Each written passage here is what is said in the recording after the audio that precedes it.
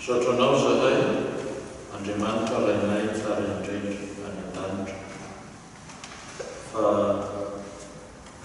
izay sarobidy indrindra teo aminao natolotrao ho anay famonjena ho anay.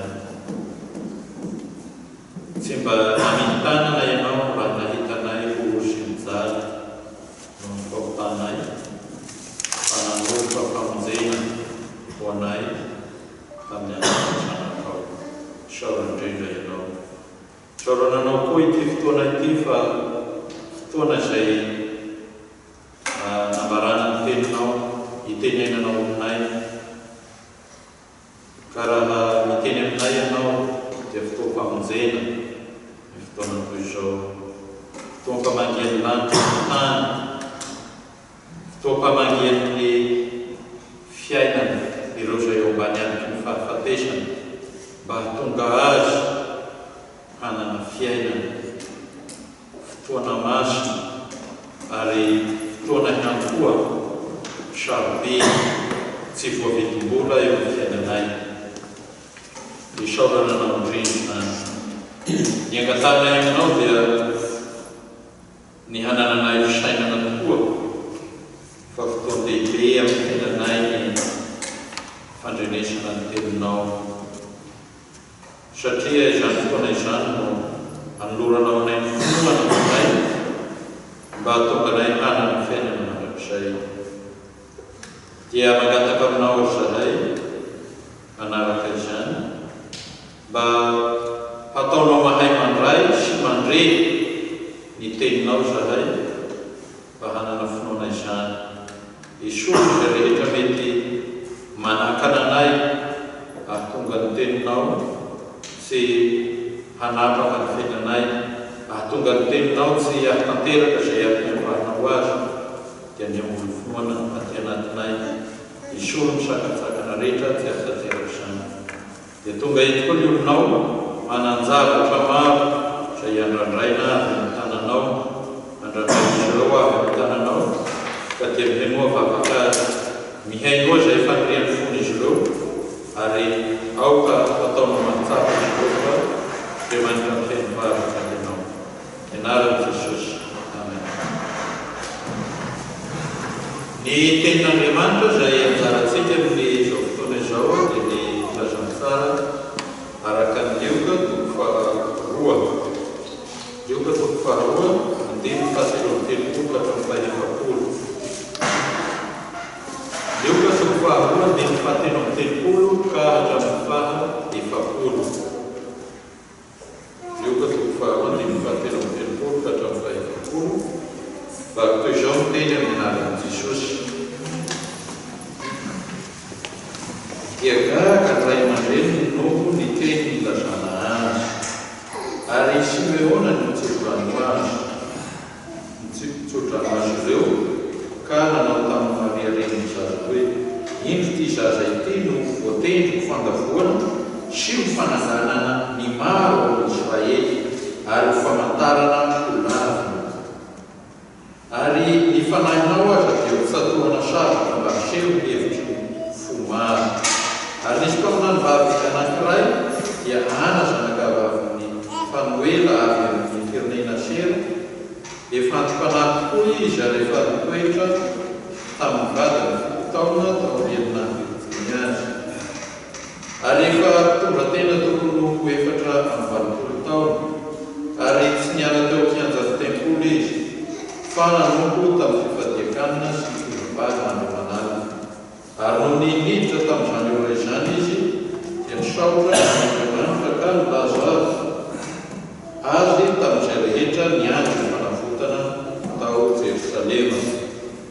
Ary rehefa vitany ny zavatra rehetra araka ny fanaony lalàny tompo dia niverina tany Galilea izy tao Nazareta tanànany. Ary ny zaza dia nitombo ka nihahely sady feno fahendrena, ary ny fahasoavan'Andriamanitra tao aminy. Amen. Ray masina manamasinanay ny fahamarina, benao ny fahamarina. Amen. Rehefa fiangonana malala ao nareo ny fahasoavana sy ny fiadanana avy amin'Andriamanitra chez Jesosy Kristy tombo. Amen. Firesahana momba an'i Jesosy io no votoatin'ny tenin'Andriamanitra eto. Fanambarana momba an'i Jesosy ataona vavolombelona anankiroa araka n'ity tenin'Andriamanitra ifieto hoe iza moa ty zaza hoentina eto an-tempo ity. Inona ny mampiavaka azy amin'ny zaza rehetra? Raha teraka tokoa mantsy toroteny tany Rasay tamin'ny 25 tolakandro dia hitantsika amin'ny textany Noely amin'ny Matteo 4 ka hatramin'ny 7 fa miresaka ny amin'ny fahaterahan'i Jesosy ilay texte. Izao no zavatra misy nahoana ny resahana ny fahaterahan'i Jesosy. Be dia be ny zaza teraka tamin'ny fotoan'andro fa nahoana tovolahy teraka ny anaty tranon'ondry no resahana. Nahoana tsy ilay teraka ny anaty lapa be materapetaka, nahoana ilay teraka ny anaty tranon'ondry. Manakandroany dia mbola resahana fa 4 fotoana lava mbola resahana manakandroany fahaterahan'io zazakely io. Nefa ary manokana zao ako etya efa 5 tao may aho zao teraka tamin'ny daty salamzao na ny fianakavia koa aza misy manadinanazy mba tonga ny nefa iambana teraka tamina maternité tao fianaratsika mba rasasy tsara nateraka ny tsy misy miresaka loatra zany hoe fa ity zazakely anankiray ity firenena maneran-tany saika anazy misy olona mankalaza mahatsiaro na dia atao 25 décembre aza naterahany Jesosy dia zao mahatsiaro izany fahaterahany izany nahoana. Dia nisariako ny saitsika tatsy amin'ilay tera nisy zazakely anankiray tera vo ataotsika ngamba firy-zoro alohan'ny aterahany dia mety amin'izao ny teraka dia fa eo aby ny olona miandry fakantsara miandry hoe royal début zareo nisy an'izay tany. Inona ny mampiavaka ny zazakely teraka io dia namenana ohatr'izay. Nefa dia misy zazabe maro teraka eto ambony tany tsy amenan'olona ohatr' izany fa dia mba dia misy antony manokana io. Ohatra ny zareo tatsy amin'ilay tera zao dia azo lazaina hoanitra dia le hoe noho izy taranaky ny mpanjaka ao amin'ilay tera dia sahala hoe rehetra zany mety handinginy ny seza fiandrianan'ny ramatoabe rehefa tonga ny any aorian-drianany dia teraka ny fianakaviabe antonan'ny mpanjaka ny amin'ilay tera. Dia ity tovolahy anankiray teraka ao an-tranon'ondry ity resahana koa fa izao manko raha tsisy miresaka azy tsisy manambara azy dia mitovy amin'ny olona rehetra. Sahala hoe olona anankiray mba miresaka izy mba miezaka te ambomboatra ny imazina izy zany olona teraka any ambalany any anaty tranon'ondry zany ve ohatrany hoe disoanina loatra le toerana terahana dia amboamboarina amin'izay ny tantara mba tonga hamirapiratra lay tantara satria ny fahaterahana toa nampalahelo loatra. Fa izay tena mahatonga zavatra roa ny mahatonga ny fahaterahan'i Jesosy Kristy. Ny anankiray dia ny mama araka ny toko voalohany toko faharoa dia ny voalohany ka hatramin'ny 11 dia zao ny mahampamonjy azy, ny mahampamonjy amin'izao tontolo zao azy. Io no mahatonga ny fahaterahan'i Jesosy Kristy. Ny anankiray faharoa izay tena goavana dia ity noho izy mitsangana tamin'ny maty, noho izy mitsangana tamin'ny maty. Raha tsy mitsangana tamin'ny maty izy zany dia noana marimarina fa vita hatreo ny tantarany tsy dia misy miresaka azy fa vokatra ny fitsanganany tamin'ny maty dia zao na ny mpianatra azy mataitra hoe ahoana marina ny momba ny ty raha ity ahoana ny fahazazany ahoana ny nahaterahany na dia efa nanjavozavo amin'ny olona azy hoe mba nahaterahany tamin'ny daty manao ahoana taona manao ahoana nanjavozavo amin'ny olona dia zao tsy maintsy soratana amin'izay dia izy.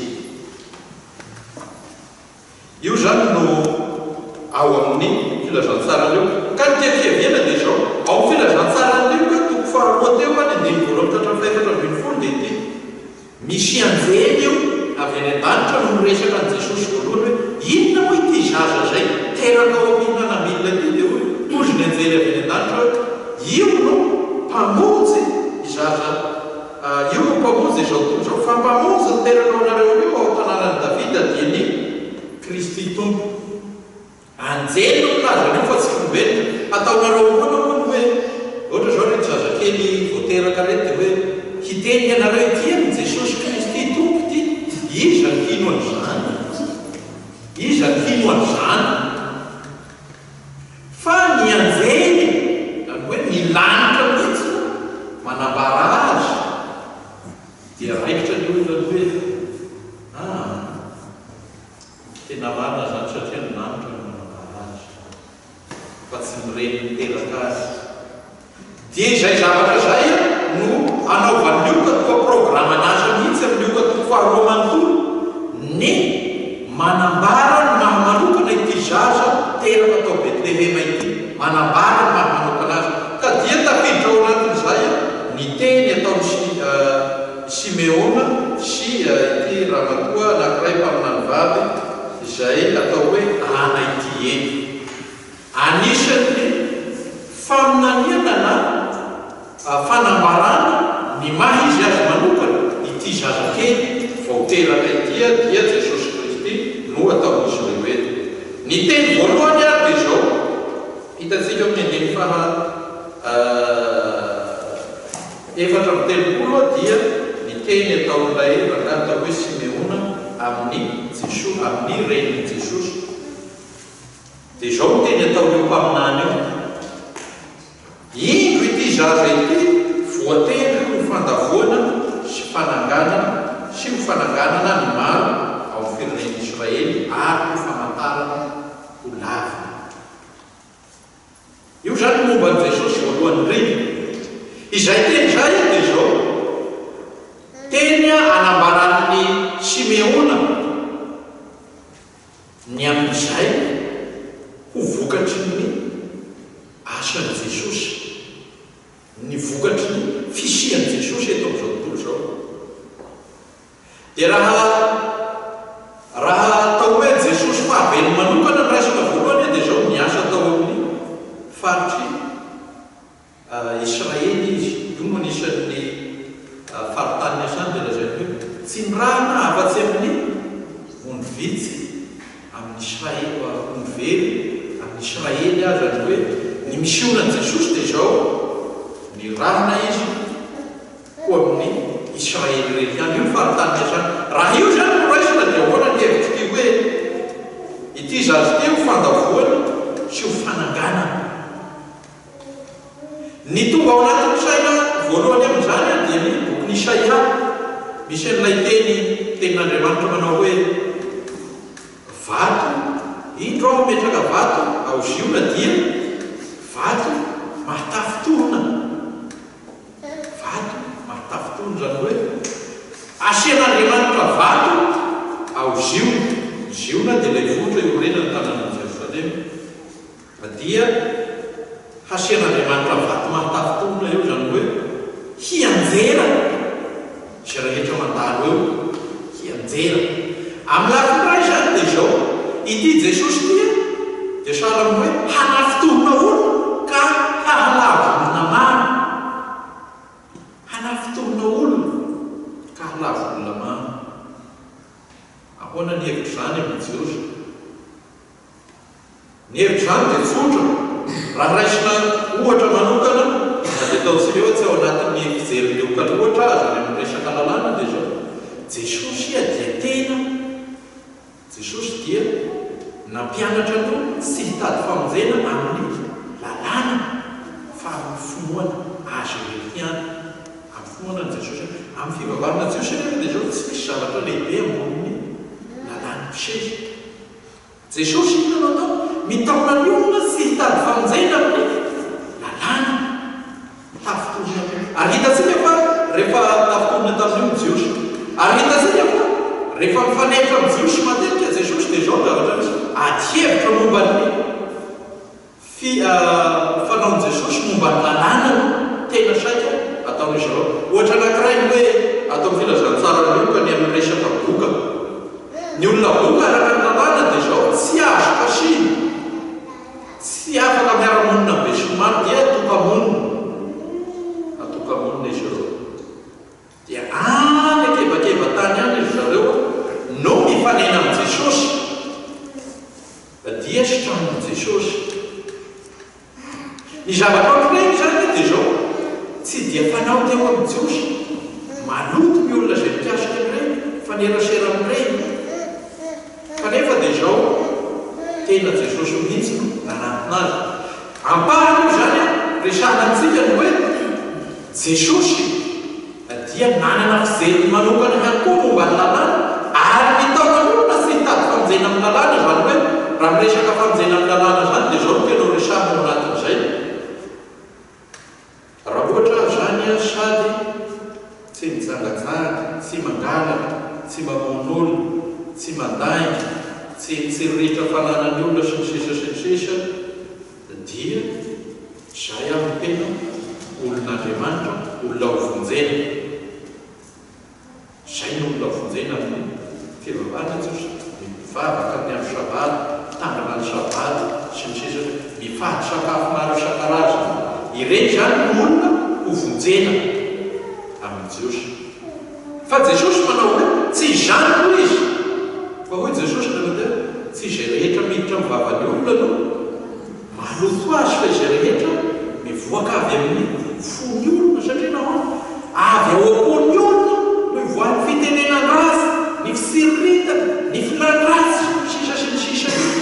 Ka ny lalàna manao hoe aza mihinana an'izao, rety misy sakafo fadiny maloto. Eo Jesosy hoe efa tsy izany intsony fa izao izay rehetra mivoaka avy amin'ny fony olona no maloto. Izany tena ny olona izay manana filan-dratsy avy ao anatiny dia maneho mampanota azy. Ka dia hoy ny Jiosy tsy mba avy amin'Andriamanitra ilehity, anaova amin'izareo teny enjakainja. Ary dia hoy ny Jiosy hoe omboy amin'ny hazo fijaliana. Tafitohina tamin'i Jesosy ny Jiosy, tsy ny hay maro indrindra fa ny mpanora-tanàna, ny fariseo, ny lohandohan'Isoro, ireo atokon'olona anankitelo ireo no tena tsy nakasitraka azy. Satria nanao koa raha maky ny filazantsara reo ianareo ohatra ny toko fahatelo amby roapolo angamba nisy sady teo le izy fa any amin'ny Matio misy teny be dia be atao amin'i Jesosy momba ny mpanora-dalàna sy fariseo. Loza nareo mpanora-dalàna sy fariseo fa ianareo dia tahaka ny fasana ozy izy madio velany, mety ivelany dia fosy mangasakasaka vesalamina. Ny ao anatinareo loda molony ao. Loza nareo mpanora-dalàna sy fariseo fa sasanareo izy izy ny volony fikapoaka. Fa ny ao anatiny maloto, zany hoe tahaka an'izany nareo dia tafitohina ilay olona, tafitohina amin'i Jesosy. Io fahatafitohina io anefa dia izao mifamatotra be dia be amin'ny zavatra ataon'i Jesosy satria ohatra tsy mifanaraka amin'ny fieveran'ny zareo ny lalàna ny zavatra ataon'i Jesosy. Ka lasa fandavoana Jesosy, lasa fandavoana ary tafitohina ny maro. Amin'ny lafiray dia izao hevitra hoe tafitohina dia ny taona voataona hiala amin'Andriamanitra. Fa izay resahana eto dia izao fandavoana, zany hoe mitarapa. Ny hoe lavo amin'ny testamenta vaovao dia izao mifanohitra amin'ny hoe mijoro. Inona no anatin'ny saina amin'izay? Ny lavo dia mariky ny mahampanota. Zay no misalo ampiasan'ny testamenta vaovao. Ny atao hoe olona lavo dia olona nanota, olona miala amin'ny sitrapon'Andriamanitra. Fa ny atao hoe mijoro kosa dia olona mitsangana amin'ny filohanan'i Jesosy Kristy. Raha izay anazavana azy dia izao. Raha izay no anazavana azy dia izao. Ity Jesosy ity zany dia izao. lasa ho zavatra anankiray izay ahatonga ny olona ho amin'ny fampitana, ahatonga ny olona hanota.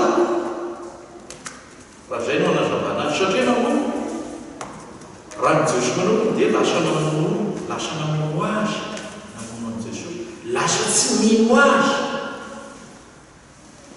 Izay dia tena moa atao amin'ny Paoly hoe ny farany Kristy ny farany lalàna izay tsy ao amin'ny Kristy any izao atao hoe tena mpanota amin'izao vaninandro rehetra izao. Izay rehetra tsy ao amin'ny Kristy dia izay tsy mino an'i Jesosy no atao hoe mpanota. Midika amin'izay tsy mety mino azy ny olona dia izao mpanota ny olona tsy mino azy. Fa izay rehetra mino azy kosa dia io resahana entiny hoe fananganana. Ny voambolana lazainy eto ampiasainy eto dia izao ilay voambolana fampiasa ny hoe fitsanganana maty mihitsy. Ilay voambolana fampiasa ary amin'ny hoe fitsanganana maty io no ampiasainy eto dia hoe fananganana. Ity zaza ity ianao ho fandavoana sy ho fananganana ny hoe ilay voambolana fototra amin'ny teny grika ampiasaina ilazana ny fitsanganana tena maty ampiasaina na dia tsy dia tena io azy koa ilay ampiasainy ioka eny. Fa ny ao anatin'izay dia izao ny olona rehetra izay mino an'i Jesosy ray kosa zany dia izao mitsangana mijoro amin'ny fanompoana an'Andriamanitra. Izay no ao ambadika an'izay. Ka ao anatin'izay izy azo lazaina hoe mitsangana avy amin'ny fahafatesana satria ny olona lava, ny olona ao anatin'ny fahotana, ny olona miala amin'Andriamanitra dia izao ny olona tsy mino an'i Jesosy dia olona ao anatin'ny fahafatesana sahady na dia mbola eto tany azy. Fa ny mitsangana kosa dia izao rehefa nandray an'i Jesosy dia mitsangana dia izao olona ho velona hanana ny fiainana mandrakizay. Izay no momba n'ity zaza ity zaza anankiray teraka tao Betlehema ity dia Jesosy Kristy zany. Izy zany no fandavoana sy fananganana.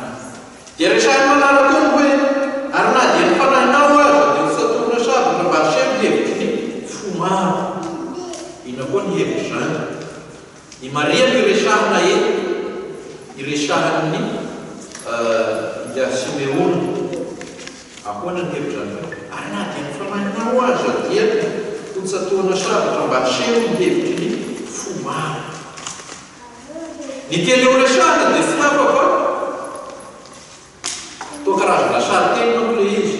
Ny teny eo resahana dia tsy hafa fa ny zavatra izay hiatra amin'i Jesosy mihitsy no hisiatra amin'ny Maria koa. Izany hoe ny fahoriana izay hiatra amin'i Jesosy dia handray anjara amin'izany fahoriana izany koa i Maria amin'ny mahareniny azy handray anjara amin'izy. Hisiatra amin'ny Maria koa ny fahoriana izay hiatra amin'ny Jesosy. Io ny zavatra tena resahana anatin'izany. Ary dia hitatsika io rehefa laza ny hazo fijaliana Jesosy, rehefa nolefonina Jesosy sy ny sisa sy ny sisa, ny reniny dia teo akaikio ihany ary dia nalahelo azy ty reniny. Ny zavatra nahafatao anatin'izay dia hoe rehefa mitsangana tamin'ny maty izy dia mbola mbatelo i Maria, anisan'ny nahita mitsanganany tamin'ny maty. Fa tsy nijanona tary tamin'inona izy hoe fa ory nampifaliana ny zanany dia maty dia nalefina dia ohatra mba maty tamin'izay koa Maria dia fa mitsangana tamin'ny maty Jesosy dia mbola teo Maria ary anisan'ny fiangonana tao Jerosalema izy. Io moa raha jerena ny toy tantara hatreo ianareo ao amin'ny filazantsara amin'ny asan'ny apôstôly dia eo no ahitanany Maria farany. I Paoly apôstôly tsy mba miresaka ny Maria zany. Nanjava Josefa aza moa ary amin'ny fahazazany aria dia nanjava tsy hita tsony Josefa rehefa nanomboka tsy hita tsony ao anatin'ny soratra masina. Ohatr'izany koa ny amin'ny asan'ny apôstôly tsy hita taratrany tsony. Ny hany mba hita ao soratra masina dia Jakoba rahalahin'i Jesosy amin'izy menakary. Tsy fantatra izy io. Ny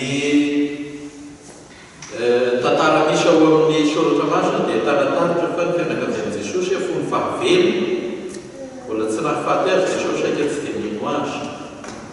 Raha iray tapotao. Dia sasany manao hoe mba atao veto aminay koa raha nahenonay ataonao tany ananina tany zao ohatra hoe henonay tena mba nanao zavatra tany ananina ianao ka mba atao veto aminay koa. Io no nataon'ny mpiray tanàna tany.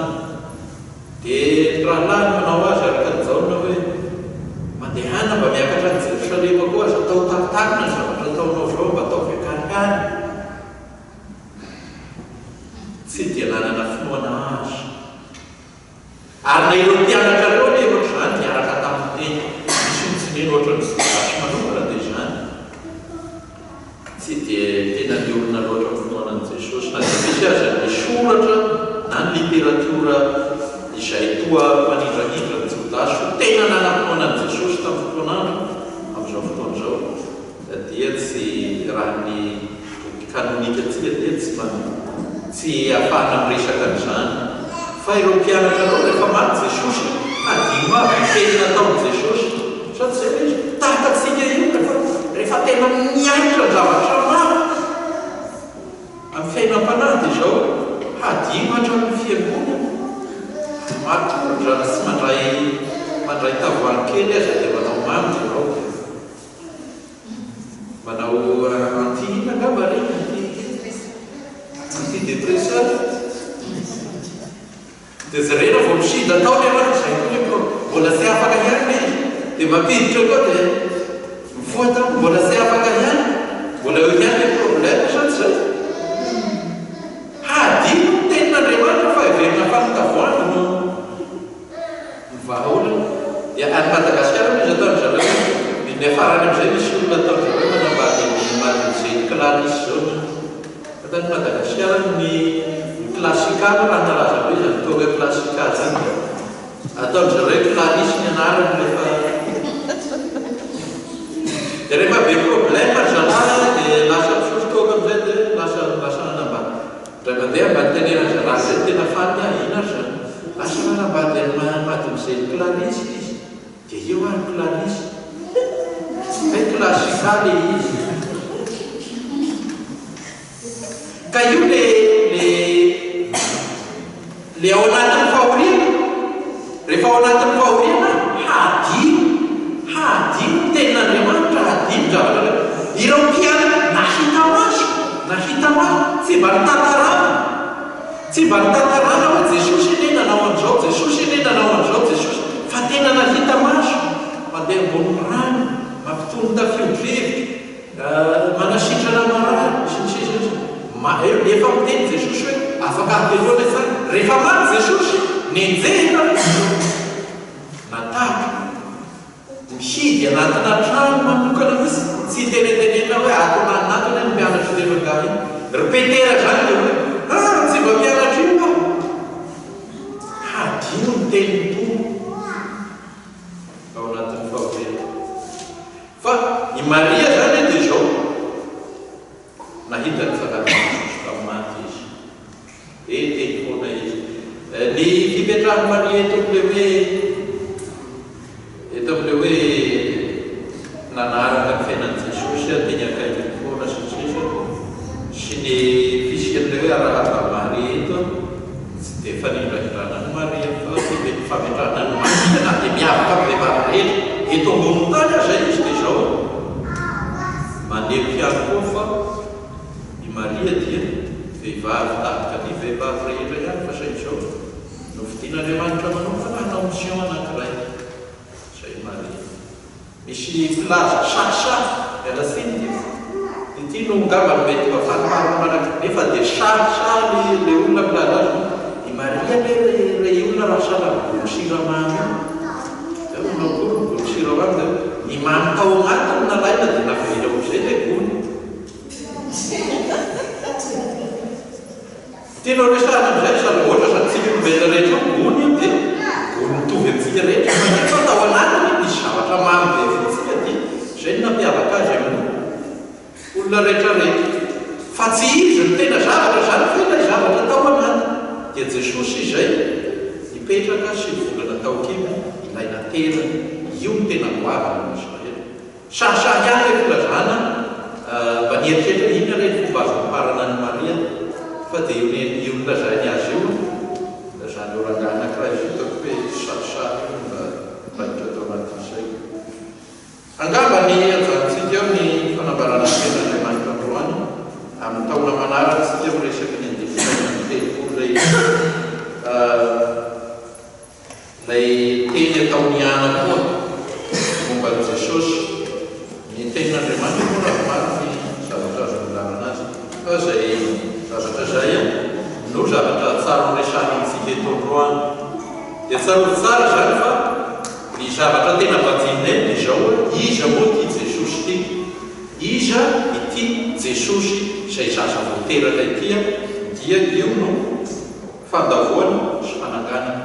Mandraka androany mbola mipetraka ilay hoe fandavoana sy fananganana na koatsiny io misy ny lava na zaho mahalala olona anankiray izy lasa ngetroka ilay rangahy teny klasy moyenne teny izy andavanandro klasy moyenne teny lasa manam-pahefana tampoka izy mpivavaka efa saika manao pastora mihitsy efa nalanisana pastora dia tsanavelany ray aman-dreny dia mijanona izy dia zao zavatra anazy ao ilay rangahy rehefa lasa ngetroka amin'izay izy tena miala-tsy kristiana misona tena navelany fiangonana dia inona ka ny olana izy dia rehefa lasa mba ngezangeza moa tena dia misy fiainana tsy hitanao taloha io lasa tena miravana lasa nanambady lasa nanambady maromaro rehefa mandeha am-piangonana ohatra ny voaengelina amin'ilay resaka tsangatsangana dia inona fatao miala ny fiangonana misy tsy fivavahana ny kristiana miova taranja hafa mihitsy amin'ny resaka finoana dia manao dia tafela tafitonina no ny amin'ny Jesosy satria mikidikidiky ny inona izy manafitonina ny amin'ny anjonay Jesosy mifafinaretana eto tany maneritery ny fiainanay moa raha halaniona ny président synodana zay miteny hoe misy olo izy miteny hoe vie privénay tsy idiran'ny pastorany izy dia hoy présidentnay zay tsy maintsy idiran'ny pastorany vie privénao na tianao na tsy tianao tsy maintsy miditra vie privénao ny pastor re miady mareo fa tsy maintsy mananatra anareo izy tsy maintsy mandamina anareo raha manana retim-panahy anao tsy maintsy miditra amin'izany ny pastor asany pastor ka dia fandavoana ty Jesosy ty fanangana maro ny olona jaintilisa amin'izao tonga kristiana maro ny kristiana ny tonga jaintilisa amin'izao fotoana izao io zavatra misy dia tsara zay Jesosy ny tena vajinina ao anatin'ity tena Andriamanitra mahisy azy manokana ity zaza zay fatao antenpolitik dia ny faharoa dia zao hoe fiaretan'ny fiatraiky amin'ny zavatra anazy Jesosy amin'ny fiainan'ny Maria manokana voninahitra ny eo an'Andriamanitra ray zanaka ary fanahy masina zay azy mitao indrindra famoka mandrakizay amen. Raisy ny fitahina fahasoavan'i Jesosy tompy sy fitiavan'Andriamanitra ray aty-paisana sy ny fiangonana amin'ny fanahy masina aminareo rehetra ny ato amin'izao mandrakizay.